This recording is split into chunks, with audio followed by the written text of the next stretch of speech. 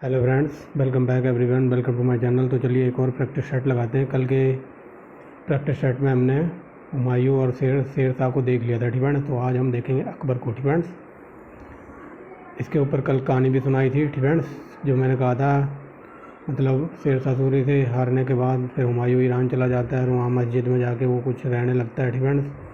और मस्जिद के सामने एक अमरकोट का किला होता है, ठीक है। तो वहाँ एक लेडीज़ वगैरह होती है, उसकी इसके सेटिंग वगैरह हो जाती है, ठीक है। वो प्रेग्नेंट हो जाती है, ठीक है।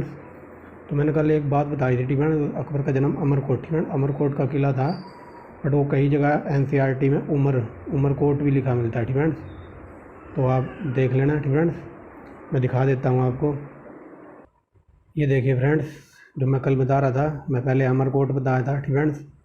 बट मेरे पास जो नोट्स वगैरह हैं तो एनसीईआरटी के, तो उसमें उमरकोट भी लिखा है, ठीक है। तो मैंने इसलिए उमरकोट भी बता दिया था।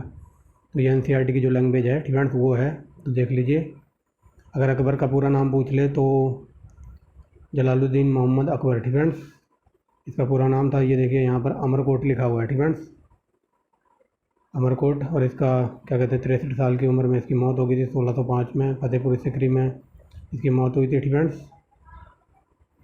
याद रखेंगे, ठीक है। और ये अमरकोट वगैरह कहाँ पड़ता था, तो ये पाकिस्तान वगैरह में आता था, जो मैंने कल बताया था, ठीक है। ये देख लीजिए, ये मैंने गूगल किया है, ठीक है। गूगल पे ये अमरकोट ही लिखा है, जो मैंने कल बताया था, ठीक है। बाद में मैंने उमरकोट बता दिया था, तो उमरकोट देख लेते हैं। तो ये देखिए, अकबर के बारे में कुछ जानकारी है। उसका नाम अकबर था, ठीक है। अगर फुल नेम पूछ ले तो अब्बुल फजाज जलालुद्दीन मोहम्मद अकबर, और महान अकबर भी था, ठीक है। इसकी बर्थडे, ठीक है, बर्थडे था 1542, अमरकोट में हुआ था। ये देखिए, कहीं कहीं ये उमरकोट भी लिखा मिलता है, ठीक है।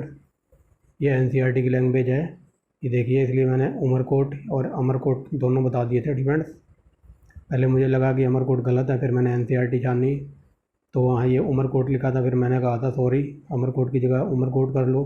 बट ये दोनों ही सही हैं, ठीक है। बट आजकल जो बुक प्रिंट होके आ रही हैं तो उसमें अमरकोट का किला ही मिल रहा है, ठीक है। अमरकोट का किला, ठीक है।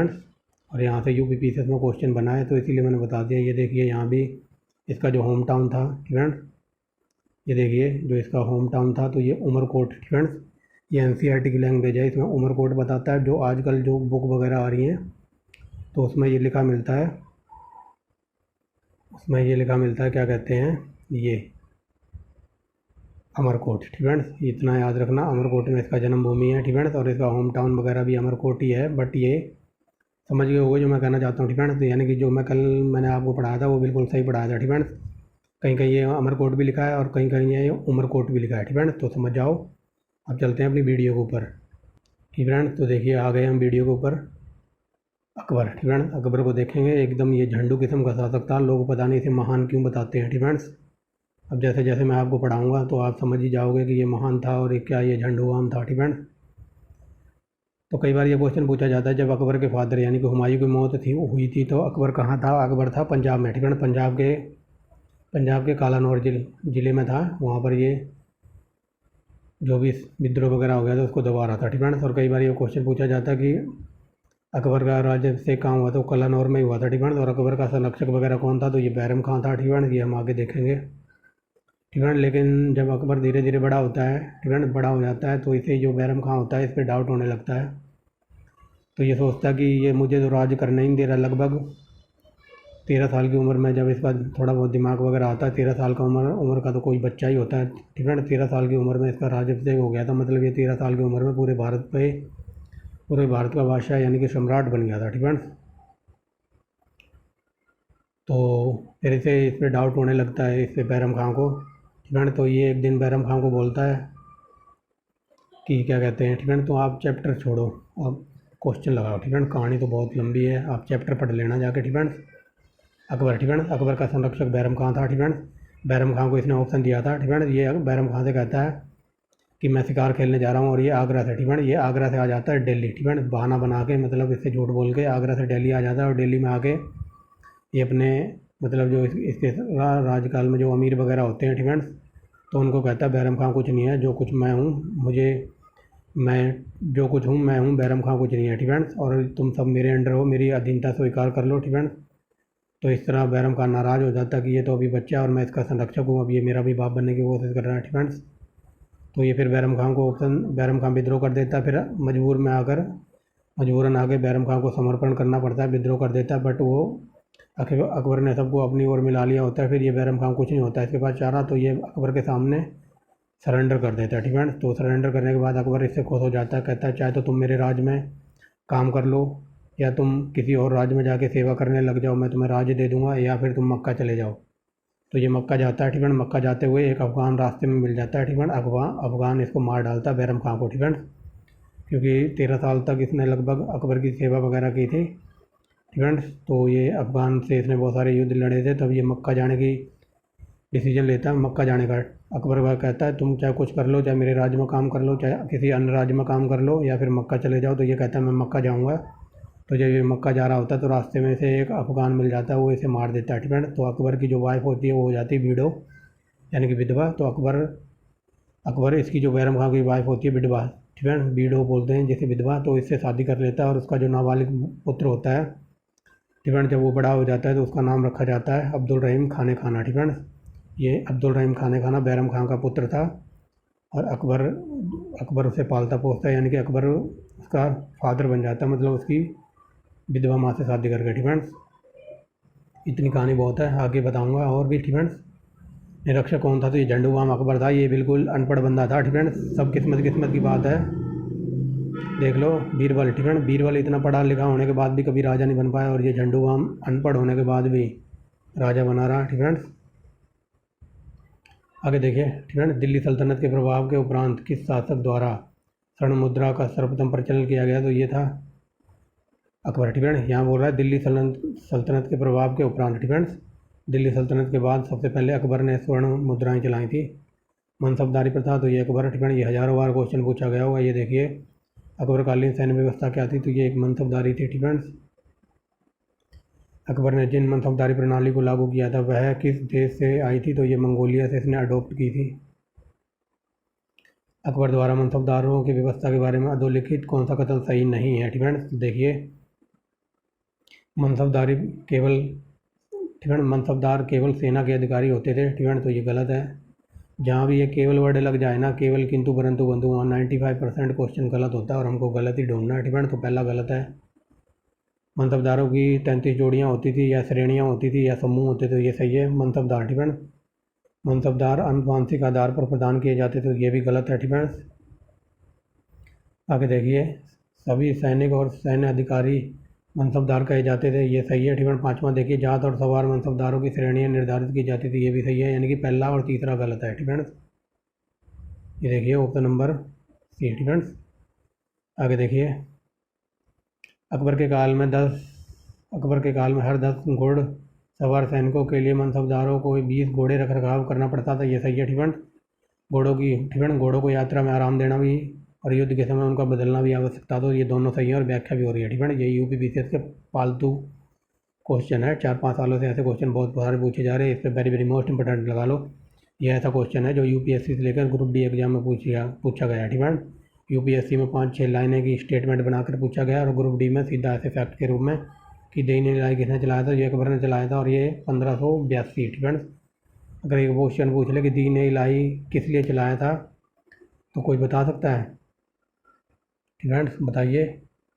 ठीक है, अगर क्वेश्चन ये पूछ ले दीन इलाही किस लिए स्थापित किया गया था, तो कोई बता सकता है? तो ये किया गया था विशिष्ट निष्ठा स्थापित करने के लिए। ठीक है, वैश्विक निष्ठा या फिर विशिष्ट निष्ठा स्थापित करने के लिए। ठीक है, याद रखना। तो इसका आंसर है अकबर। ठीक है, और ये वेरी वेरी मोस्ट इंपॉर्टेंट है, हज़ारों बार पूछा होगा। ये देखिए दीन इलाही का प्रचार किसने किया था? तो अकबर ने किया था। ठीक है, ये देखिए कितनी बार घुमा घुमा के पूछा अकबर ने दीन इलाही, तो ये बता दिया 1582 में चलाया था।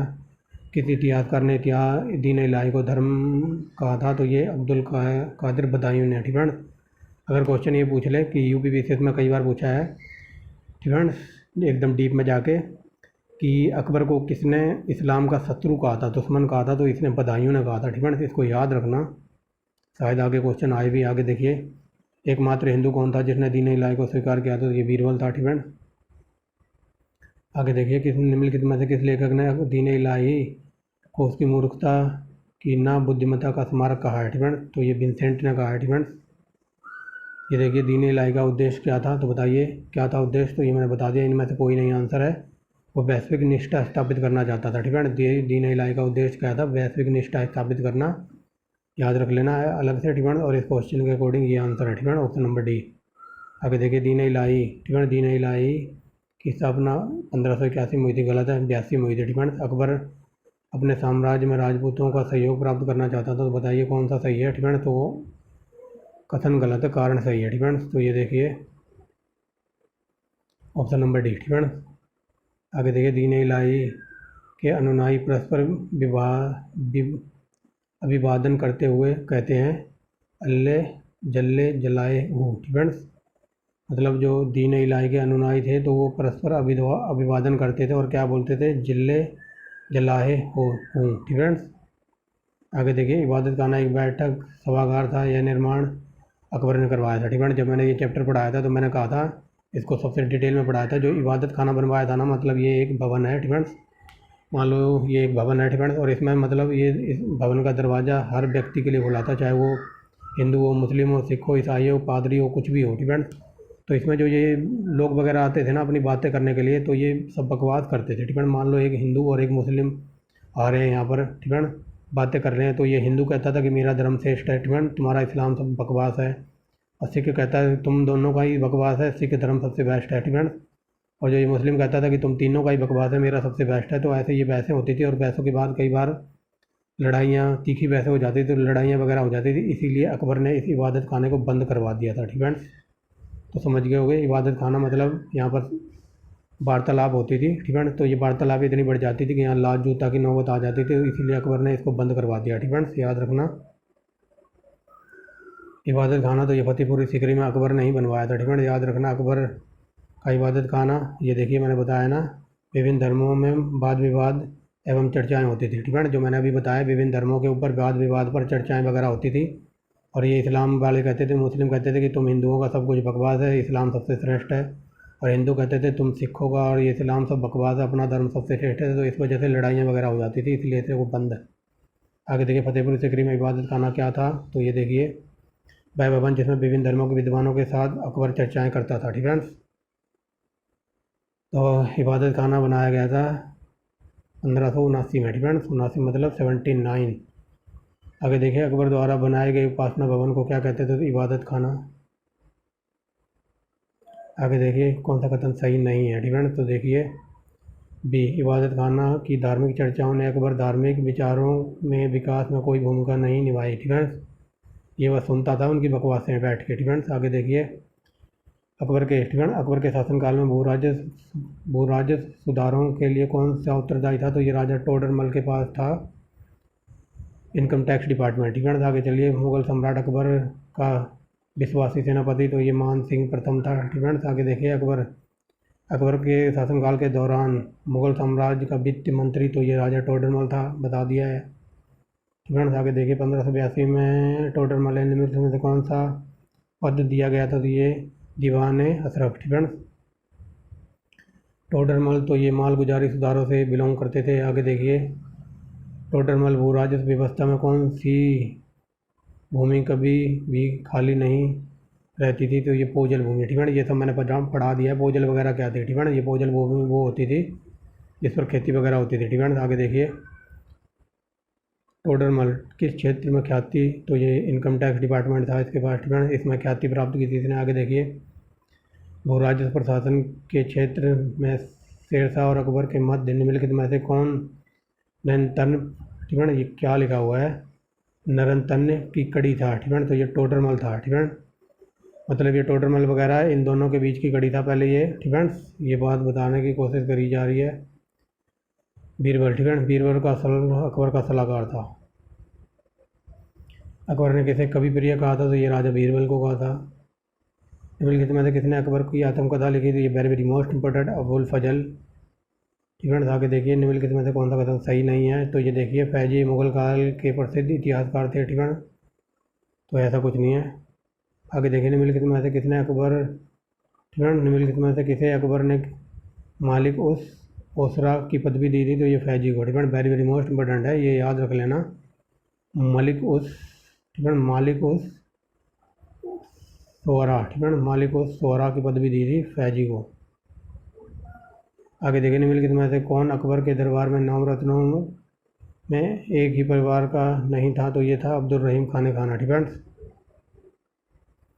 समझ रहे हो, जैसे कि मैंने शुरू में बताया था ना फ्रेंड्स, तो ये अकबर के 9 रत्नों में एक ही परिवार का नहीं था। क्यों? क्योंकि इसके फादर का नाम क्या था, जो मैंने शुरू में बताया था, बैरम खान। फ्रेंड्स तो ये अकबर के एक ही परिवार से नहीं था, ये दूसरे परिवार से था। फ्रेंड्स समझ गए होंगे।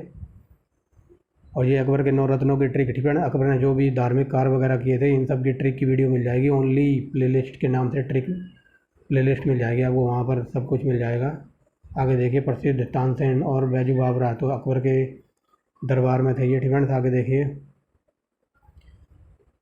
अपने काल में महान संगीतज्ञ, तो ये संगीतज्ञ किसके दरबार में थे? ये अकबर के दरबार में थे, तानसेन। फ्रेंड्स अकबर ने मियाँ को तानसेन की उपाधि दी थी। फ्रेंड्स क्या बोल रहा हूँ मैं, उल्टा बोल दिया गया। फ्रेंड्स जो तानसेन है, इनको मियाँ की उपाधि दी गई थी। और कई बार क्वेश्चन करंट अफेयर में ये पूछ लेता है कि जो तानसेन पुरस्कार है कौन सी सरकार देती है, तो मध्य प्रदेश की सरकार देती है। फ्रेंड्स आगे देखिए, निम्नलिखित में से कौन अकबर के नवरत्नों में शामिल नहीं था? ये बदायूं नहीं था। फ्रेंड्स आगे देखिए, अकबर के दरबार में महानतम चित्रकारों में से एक जिसे बादशाह ने टकसाल का अधिकारी नियुक्त किया था, तो ये था दशावन। वेरी वेरी मोस्ट इंपॉर्टेंट है इस बंदे का नाम। ये यूपीपीसी में कई बार मिलान करने के लिए पूछे जाते हैं। तो दशावन एक चित्रकार था। फ्रेंड्स याद रखना। आगे देखिए फ्रेंड्स, दशावन और बसावन ये अकबर के दरबार में बिलोंग करते थे। फ्रेंड्स याद रखेंगे। आगे देखिए फ्रेंड्स, निम्नलिखित में से किस मुसलमान शासक ने तीर्थ यात्रा कर समाप्त कर दिया था? अकबर ने। हिंदुओं के प्रति फ्रेंड्स बैकग्राउंड में थोड़ी नॉइज़ हो सकती है, क्योंकि आज संडे है, बच्चे वगैरह खेल रहे हैं ग्राउंड में। फ्रेंड्स तो आप जो मैं बोल रहा हूँ उस पर फोकस करना, और जहाँ मेरा मार्कर चल रहा है उस पर। फ्रेंड्स हिंदुओं के प्रति अकबर की नीति के बारे में कौन सा कदम सत्य है? तो ये देखिए, उसने जजिया और तीर्थ यात्रा कर दोनों हटा दिए थे। फ्रेंड्स समाप्त कर दिए थे। जजिया की समाप्ति 64 में कर दी थी। फ्रेंड्स आगे देखिए, दिल्ली के लिए युद्ध किस वर्ष लड़ा गया? तो 56 में। फ्रेंड्स 56 में कौन था? पानीपत का दूसरा युद्ध। याद रखना। फ्रेंड्स आगे देखिए, ये देखिए आ ही गया, 1556 में पानीपत के दूसरे युद्ध में पराजय हुई थी, ये विक्रम हेमू की हुई थी। फ्रेंड्स आगे देखिए, हल्दी घाटी की लड़ाई, तो ये महाराणा प्रताप और अकबर के बीच हुई थी। फ्रेंड्स झंडू अकबर के बीच। आगे देखिए, हल्दी घाटी की लड़ाई 1576 में हुई थी। ठीक है, और इसमें कोई नहीं जीता था। और लोग कहते हैं कि अकबर जीता तो आप नेट पे डाल के देखना। फ्रेंड्स टाई हो गया था ये युद्ध। फ्रेंड्स हल्दी घाटी में महाराणा प्रताप की सेना का सेनापति कौन था? तो ये हकीम खां सूर था। फ्रेंड्स राजपूताना निम्न में से किस एक ने अकबर की प्रभुसत्ता स्वीकार नहीं की थी? तो अकबर की गुलामी स्वीकार नहीं की थी मेवाड़ वालों ने। फ्रेंड्स हल्दी घाटी का युद्ध के पीछे अकबर का उद्देश्य क्या था? तो राणा प्रताप को अपने अधीन लाना, यानी कि अपना गुलाम बनाना। तो ऐसा नहीं कर पाया था ये। अकबर की दूसरी राजधानी थी फतेहपुर सीकरी। फ्रेंड्स ये सिकरी है। फ्रेंड्स सिकरी। आगे देखिए, 1585 में अकबर ने अपनी राजधानी स्थापित की थी, तो लाहौर। फ्रेंड्स आगे देखिए, अकबर ने 1602 में फतेहपुर सीकरी में बुलंद दरवाज़ा बनवाया था। आगे देखिए, यह निर्माण अकबर ने अपने पुत्र जहांगीर की खुशी में किया। तो ये तो बकवास लिखी हुई है, नॉनसेंस। फ्रेंड्स तो ये तो बकवास लिखी हुई है, जहांगीर के पुत्र की खुशी में वगैरह में नहीं। फ्रेंड्स पहला सही है, जो जहाँ फतेहपुर सीकरी में इसने बुलंद दरवाज़ा बनवाया था, ये जब गुजरात को जीत कर आया था ना, तो उसकी खुशी में इसने बुलंद दरवाज़ा बनवाया था। फ्रेंड्स और कई बार ये पूछा है, अकबर ने इसका जो दरवाज़ा बनवाया था, इसका ताला कौन सी चाबी से खोला था? तो सोने की कुंजी से। फ्रेंड्स लेकिन यूपीपीसी में कई बार डीप में क्वेश्चन ये बन जाता है कि अकबर ने सबसे पहली बार समुद्र को कहाँ देखा था? तो जो गुजरात के खंबायत में सबसे पहले समुद्र को देखा था। ये यूपीपीसी का पूछा हुआ क्वेश्चन है कि अकबर ने समुद्र को कहाँ देखा था? तो गुजरात के खंबायत में। फ्रेंड्स याद रखना। ये देखिए, ये सही है, और गलत है। फ्रेंड्स गुजरात जब जीत के आया था तब उसकी खुशी में दहसाला जब्ती, तो ये दहसाला प्रणाली विकसित हुई थी, तो ये जब्ती प्रणाली।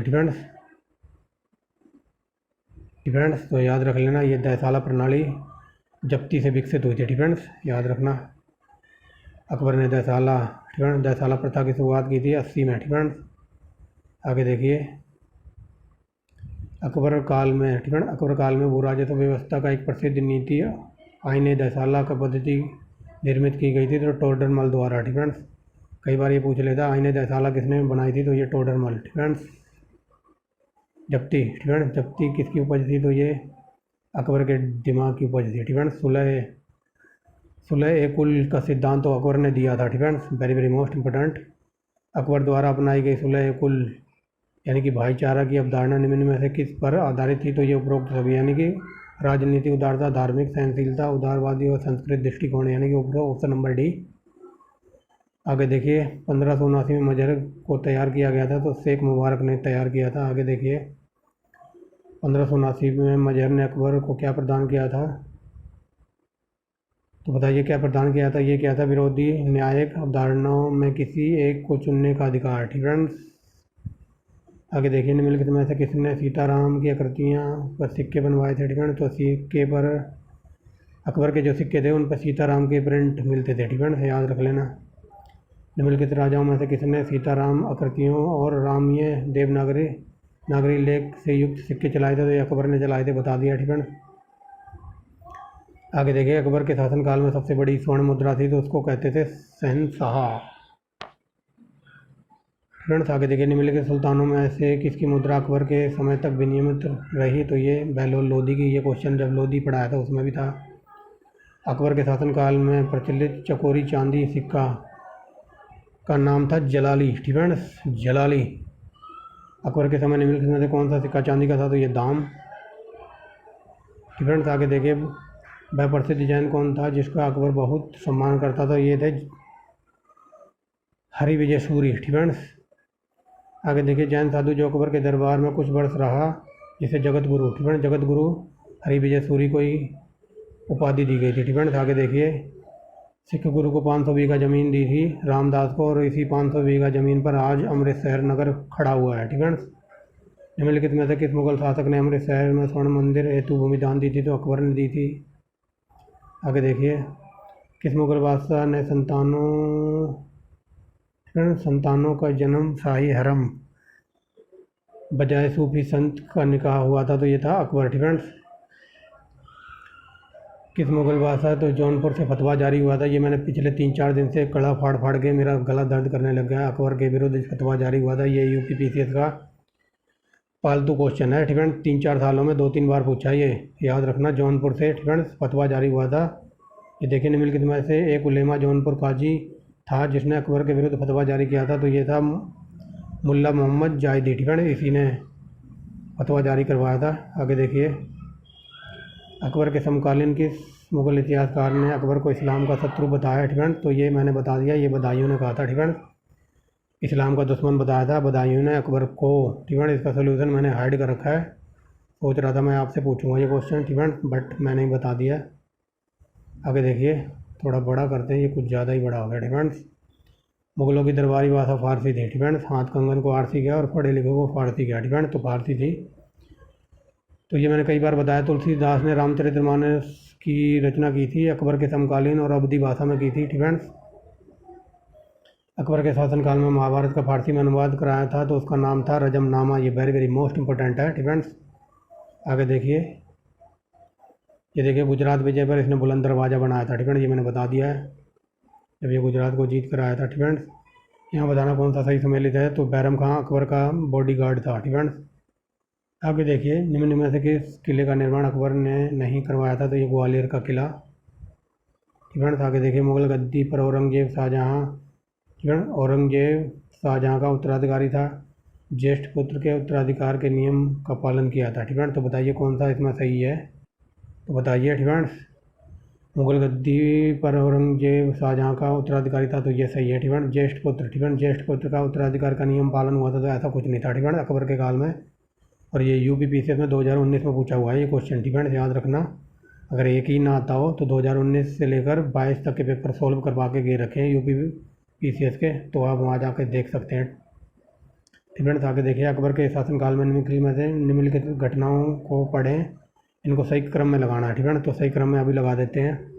तो चलिए देखिए यहाँ पर सही क्रम में लगाना है, ठीक है। तो देखिए पहले जजिया की समाप्ति 4, ठीक है, फिर घोड़ों का दागना स्टार्ट किया था 2, फिर प्रांतों का गठन हुआ था 1, और फिर मनसबदारी पर व्यवस्था, ठीक है, तो ये 3, यानी कि 42-13 अपना कोड है, ठीक है। ये देखिए 42-13 ऑप्शन नंबर डी, ठीक है, ये देख लीजिए। यहाँ पर भी इनको कालाक्रम में लगाना, तो चलिए देखते हैं फ्रेंड्स, कालाक्रम में लगा देते हैं। तो ये हुई थी फ्रेंड्स मजहर की स्थापना 1579 में हुई थी ना, अभी पढ़ाया है फ्रेंड्स। दीन इलाही 1582 का है, 1582 फ्रेंड्स। इबादत खाने का निर्माण और जजिया की समाप्ति हुई थी 1564 में फ्रेंड्स, यानी कि पहले आएगा एक फ्रेंड्स। दोबारा देखते हैं फ्रेंड्स, दोबारा देखते हैं। तो पहले जजिया की समाप्ति हुई थी फ्रेंड्स एक, फिर इबादत खाने का निर्माण हुआ था 2, मजहर पर हस्ताक्षर या फिर मजहर की घोषणा तो 3 फ्रेंड्स, फिर इलाही फ्रेंड 1 2 3 4, ये ऑलरेडी सही समय लेते हैं 1 2 3 4 फ्रेंड, ये देख लीजिए। आगे देखिए, सम्राट अकबर ने 1581 में विशाल सेना सहित अफगानिस्तान की ओर कूच किया फ्रेंड्स। वे मध्य एशिया में अपने पैतृक देश फरगना को वापस पाना चाहते थे फ्रेंड्स। तो क्या लग रहा है, ये सही लग रहा है? बताइए फ्रेंड्स, ये फरगना को कौन पाना चाहता है? एज इट इज़ ये लाइन बाबर के लिए यूज की जाती है फ्रेंड्स। बाबर पाना चाहता था अपना पैतृक देश फरगना को फ्रेंड्स, तो ये गलत है, पहला सही है फ्रेंड्स, यानी कि क्या बोल रहा हूँ, ए फ्रेंड्स, एक सेकंड, मतलब ए सही है आर गलत है फ्रेंड्स। तो ये देखिए, ए सही है आर गलत है, option number C friends. Fergana को वापस बाबर पाना चाहता था। अकबर का शासन जाना जाता है, तो बताइए अकबर का शासन जाना जाता है, किसके लिए जाना जाता है फ्रेंड्स? बताइए। क्षेत्रों को जीतने के लिए फ्रेंड्स, अपनी प्रशासनिक व्यवस्था के लिए, न्यायिक प्रशासन के लिए, उसकी धार्मिक कट्टरता के लिए नहीं फ्रेंड्स, धार्मिक कट्टर नहीं था वो। 1 2 3 फ्रेंड्स, 1 2 3 सही है। आगे देखिए, इनको सही क्रम में लगाना है फ्रेंड्स, सही क्रम में अरेंज करना है। तो चलिए देखते हैं, सही क्रम में लगा देते हैं अभी। तो देखिए फ्रेंड्स, उज्बेक विद्रोह फ्रेंड्स, पहले आएगा उज्बेक विद्रोह, फिर दाग व्यवस्था आरंभ, फिर कश्मीर फ्रेंड्स। 1 2 3 ये ऑलरेडी सही समय लेते हैं, 1 2 3 फ्रेंड्स, ये देखिए। आगे चलिए फ्रेंड्स, किस शासक के प्रशासन तंत्र में करोड़ी फ्रेंड्स, करोड़ी शब्द का प्रयोग भू राजस्व विभाग के एक उत्तराधिकारी के लिए किया जाता था? तो ये अकबर फ्रेंड्स। और ये करोड़ी का मतलब होता था 2.5 लाख रुपए से फ्रेंड्स। ये ना सोचना कि ये करोड़ी लिखा है तो 1 करोड़ रुपए फ्रेंड्स। इस करोड़ी का मतलब होता था 2.5 लाख रुपए वसूले जाते थे एक बंदे से फ्रेंड्स। तो ये करोड़ी वर्ड अकबर के शासनकाल में यूज होता था फ्रेंड्स। ये वेरी मोस्ट इंपॉर्टेंट क्वेश्चन है। अकबर के शासनकाल में कौन सा वजीर के रूप में नियुक्त नहीं हुआ था? तो ये बहादुर खां उज्बेक फ्रेंड्स। तो ये अकबर के दरबार में वजीर नहीं था फ्रेंड्स, अकबर ने स्वयं मारा था फ्रेंड्स। तो ये उधम खां को अकबर ने ही मारा था। मुगल फ्रेंड्स, मुगल सम्राट दीवान ए बिजारत ए कुल नाम से पद गठन किया था, तो अकबर ने किया था फ्रेंड्स। अकबर के शासन के अधीन दीवान बुय्यतात नामक अधिकारी का क्या कार्य था? तो ये कार्य था शाही कारखानों का खर्च निरीक्षण फ्रेंड्स। जो ये शाही कारखाने वगैरह होते थे तो उनका निरीक्षण, उनके खर्च को कंट्रोल करता था। ये कौन? दीवान बुय्यतात नामक अधिकारी फ्रेंड्स। आगे देखिए, अकबर के शासनकाल में पूर्ण गठित केंद्रीय प्रशासन तंत्र के अंतर्गत सैनिक विभाग का प्रमुख था। तो ये मीर बख्शी, ये यूपीपीसीएस का पालतू क्वेश्चन है फ्रेंड्स, कई बार पूछा है। तो ये मीर बख्शी किससे बिलोंग करता था? ये सैन्य विभाग से फ्रेंड्स। और ये कई बार मिलान करवा लेता है फ्रेंड्स, तो याद रखना मीर बख्शी ये सैन्य विभाग से बिलोंग करता था। आगे देखिए, अकबर द्वारा दीवान का पूर्ण रूपेण दर्जा मुजफ्फर खां तुर्बती को दिया गया था फ्रेंड्स। दीवान का पूर्ण रूपेण दर्जा मुजफ्फर खां तुर्बती को दिया गया था फ्रेंड्स, याद रखना। ये इतने बड़े कैसे हो जाते हैं, अपने आप बड़े हो जाते हैं क्या? आगे देखिए फ्रेंड्स, किस चिश्ती संत की दरगाह पर अकबर दर्शन हेतु गया था? तो ये मुइजुद्दीन चिश्ती फ्रेंड्स, मुइजुद्दीन चिश्ती की दरगाह पर, याद रख लेना फ्रेंड्स। कल ये सब मैंने पढ़ा दिया है। अगर क्वेश्चन ये पूछ ले कि मुइजुद्दीन चिश्ती के गुरु कौन थे? तो इनके गुरु थे अब्बास हुरानी फ्रेंड्स। कल के चैप्टर में शायद मैंने जब क्या कहते हैं धार्मिक आंदोलन पढ़ाया था ना, तो सब कुछ डिटेल में पढ़ाया था। अब्बास हुरानी इनके गुरु थे मुइजुद्दीन चिश्ती के फ्रेंड्स। और मुइजुद्दीन चिश्ती का शिष्य कौन था? तो ये था क्या कहते हैं गजे शक्कर फ्रेंड्स, गजे शक्कर कहा जाता था। और गजे शक्कर यानी कि फरीद पता नहीं ऐसा कुछ नाम था फ्रेंड्स, कल की वीडियो देख लेना। तो मुइजुद्दीन चिश्ती का शिष्य था फरीद, पता नहीं उनका नाम था गजे शक्कर फ्रेंड्स। और गजे शक्कर का शिष्य था निजामुद्दीन औलिया, और औलिया का शिष्य कौन था? तो खुसरो फ्रेंड्स। याद कर लेना, अगर ना याद हो तो कल की वीडियो देख लेना जाके, ठीक है। कई बार ये ऊपर नीचे सीक्वेंस में पूछ लेता है कि किसका काल कितने टाइम था, ठीक है। और ये शायद क्वेश्चन हरियाणा पीसीएस जो 2021 का एग्ज़ाम हुआ था उसमें पूछा था कि जो जितने सूफी संत हैं ना इनको सीक्वेंस में लगा दो, ठीक है। आगे देखें, निम्नलिखित पत्रकारों में अकबर ने किसे सुल्तान क्या मुल्तान का दीवान नियुक्त किया था, तो मुल्तान का दीवान था अब्दुल समद, ठीक है। आगे देखें, निम्नलिखित बादशाहों में से किसने एक प्रबुद्ध निरंकुश कहा जाता था, अकबर को प्रबुद्ध निरंकुश कहा जाता था, ठीक है। निम्नलिखित में से यह आज्ञा दी थी, ठीक है, किसने यह आज्ञा दी थी कि आदमी को एक स्त्री से विवाह करना चाहिए और वह दूसरा विवाह कर सकता है जब उसकी पत्नी बंध्या हो, ठीक है। बंध्या वर्ड को देख लेना, ठीक है। तो ये अकबर ने कहा था, ठीक है। बंध्या का मतलब आई थिंक यहाँ पर बांझ को बताया गया है, ठीक है। बांझ को इंडिकेट कर रहा है, मतलब जिसकी जो मतलब स्त्री वगैरह होती है जिनके बच्चे टाइप वगैरह नहीं होते, ठीक है, तो उसको बांझ बोला जाता है हिंदू समाज में, ठीक है। मतलब कोई आदमी दूसरा विवाह तब कर सकता है या जो उसकी वाइफ है या फिर वो बांझ हो, ठीक है, या फिर वो बच्चे को पैदा जिसके बच्चे पैदा ना होते हैं उसे बांझ बोला जाता है, ठीक है, बांझ। तो आई थिंक मेरे हिसाब से तो ये बांझ को इंडिकेट कर रहा है बंदा शब्द, ठीक है। तो आगे चलते हैं। निम्नलिखित में से कौन मुगल काल की एकमात्र प्रधानमंत्री महिला प्रधानमंत्री थी, तो ये महम अंगा, ठीक है। अकबर के साम्राज्य को 15 सूबों में बांटा गया था, ठीक है। भारत आने वाले यात्री अकबर के टाइम तो ये था माल डोल सेलो, ठीक है। माल डोल सेलो अजीब ही नाम है। आगे देखिए, अकबर के दरबार में आने वाला अंग्रेज था, तो पहला तो ये रोल फिंच, ठीक है, रोल फिंच। आगे चलिए, निम्नलिखित में से किस मुगल सम्राट ने शिक्षा संबंधी सुधार किए थे, तो ये खुद अनपढ़ था और इसने शिक्षा में सुधार किए थे अकबर ने। अकबर के शासनकाल के किस वर्ष को इतिहासकार विसेंट एडम स्मिथ ने सर्वाधिक संकटापूर्ण का समय बताया, तो ये 1581, ठीक है, 1581। लेकिन क्वेश्चन कई बार ये पूछा है कि भारत का नेपोलियन समुद्रगुप्त को कहा जाता है, ठीक है, लेकिन भारत का नेपोलियन समुद्रगुप्त को किसने कहा था, तो इनका नाम याद रखना, विंसेंट ए स्मिथ, इसी ने कहा था, ठीक है। इंग्लैंड की रानी एलिजाबेथ प्रथम का समकालीन तो अकबर था, ठीक है। समकालीन का मतलब सोच लो, मान लो ये इंडिया है, ठीक है, और इधर इंग्लैंड है, एक सेकंड। तो इंग्लैंड में तो रानी एलिजाबेथ का शासन चल रहा है, लेकिन भारत में चल रहा है किसका, अकबर का, ठीक है। इसी को समकालीन कहते हैं, मतलब पैरेलल चलना, ठीक है। जैसे कई बार क्वेश्चन क्या बोलते हैं, मॉडर्न हिस्ट्री से ये बना है कि किसको सीमांत गांधी कहा जाता है, ठीक है। तो सीमांत गांधी मतलब गांधी जैसा ही एकदम पैरेलल, ठीक है। तो एक तरफ तो थे महात्मा गांधी और दूसरे तरफ थे खान अब्दुल खान गफ्फार खान, ठीक है, उनको सीमांत गांधी कहा जाता था, यानी कि गांधी के समकालीन ही थे वो, ठीक है। ये सब हम डिटेल में पढ़ेंगे एक बार ये किताब ख़त्म हो जाए, ठीक है, उसके बाद हम मॉडर्न हिस्ट्री पे चलेंगे। निम्नलिखित मुगल बादशाहों में से किस बादशाह को उसकी मृत्यु के बाद आधिकारिक तौर पर अर्श असियानी कहा गया, ठीक है। ये अकबर के मरने के बाद अकबर की डेड बॉडी को अर्श असियानी यानी कि स्वर्ग में रहने वाला कहा गया था अकबर को, ठीक है। आगे चलते हैं। अकबर के राज्यकाल में दक्षिण में निम्नलिखित में से कौन सा एक प्रांत मुगल सूबा का भाग नहीं था, तो ये गोलकुंडा था। आगे देखिए, अकबर के शासनकाल में दक्कन में निम्न पद्धतियों में से कौन सा एक भू राजस्व वसूली के प्रचलित आधार था, तो ये हलों की संख्या, ठीक है, हलों की संख्या थी दक्कन में।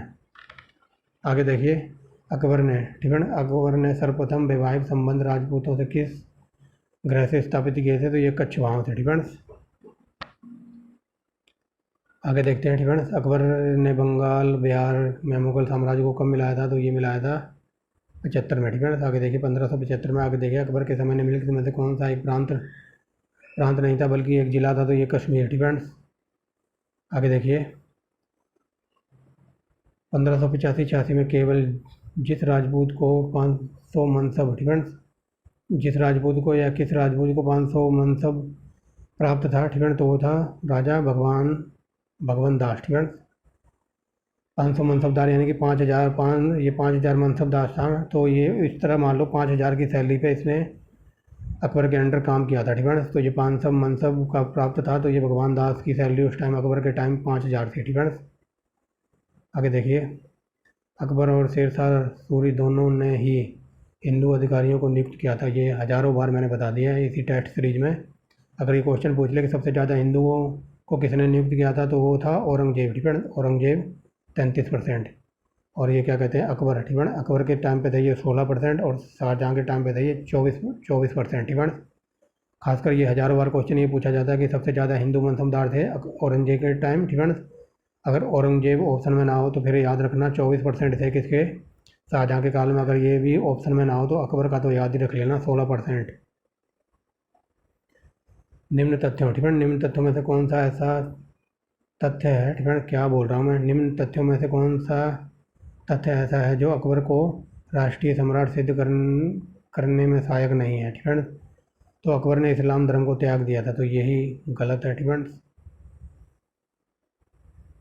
आगे देखिए, लास्ट क्वेश्चन आई थिंक, ठीक है। अकबर ने कब दास प्रथा का अंत किया था, तो ये वेरी वेरी मोस्ट इंपॉर्टेंट है, 1562 में, ठीक है।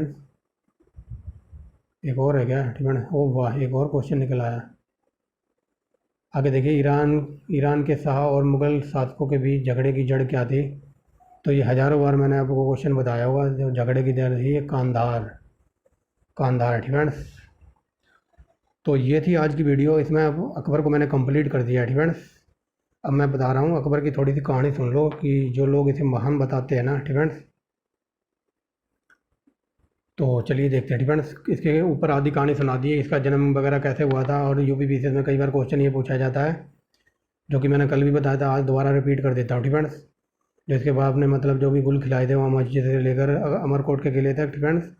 फिर वो प्रेग्नेंट हो गई थी, तो ये क्वेश्चन ये पूछा जाता है कि ऐसा मुग़ल शासक में ऐसा कौन सा शासक था, या मुग़ल डायनेस्टी में ऐसा कौन सा शासक था जिसका जन्म राजपूतों के ख़ानदान में हुआ था। तो अकबर का जन्म, ठीक है। और ये क्यों हुआ था, इसके ऊपर पूरी कहानी सुना दी थी, ठीक है। लेकिन कुछ लोग इसे महान बताते हैं, तो अब जरा चलते हैं इसकी मानता के ऊपर, ठीक है। सबसे पहले तो ये अनपढ़ था, ठीक है। अनपढ़ था, जीरो निठल्ला, ठीक है। और दूसरी बात, ये सिर्फ से ज़्यादा कट्टरपन दिखाता था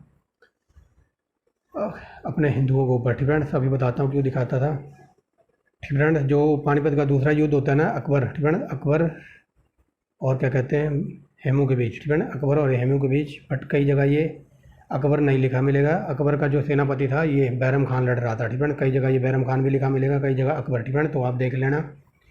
तो जो हेमू होता है ना, ये अंतिम हिंदू सम्राट होता है, दिल्ली की गद्दी पर बैठने वाला, ठीक है।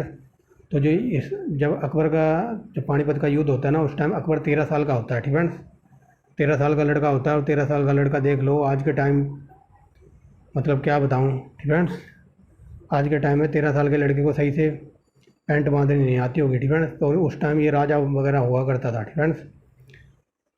तो ये राजा था, अब हिंदू सम्राट जो ये लड़ रहा था ना, हेमू, ठीक है, उसकी आंख में लग जाता है तीर, ठीक है। तो ये तीर लग जाता है, तो इसको बंदी बना लेता है ये बैरम खां, ठीक है। और बंदी बना के इसके सामने पेश करता है, अकबर के सामने, ठीक है। हेमू को बंदी बना लिया जाता है और अकबर के सामने पेश किया जाता है। तो अकबर के सामने पेश करता है ना, तो अकबर एक ही शर्त रखता है कि मैं तुझे एक शर्त पर छोड़ सकता हूँ, ठीक है। तो वो शर्त ये है कि तू हिंदू धर्म को छोड़कर इस्लाम को अपना ले, ठीक है। तो ये कहता है तू हिंदू धर्म को छोड़कर इस्लाम को अपना ले, तो मैं तेरी जान बख्श सकता हूँ, ठीक है। तो वो जो हेमू होता है ना, वो कहता है मैं मरते मर जाऊँगा लेकिन इस्लाम धर्म को अपनाऊँगा नहीं, मैं गाय का मांस नहीं खाऊँगा, ठीक है।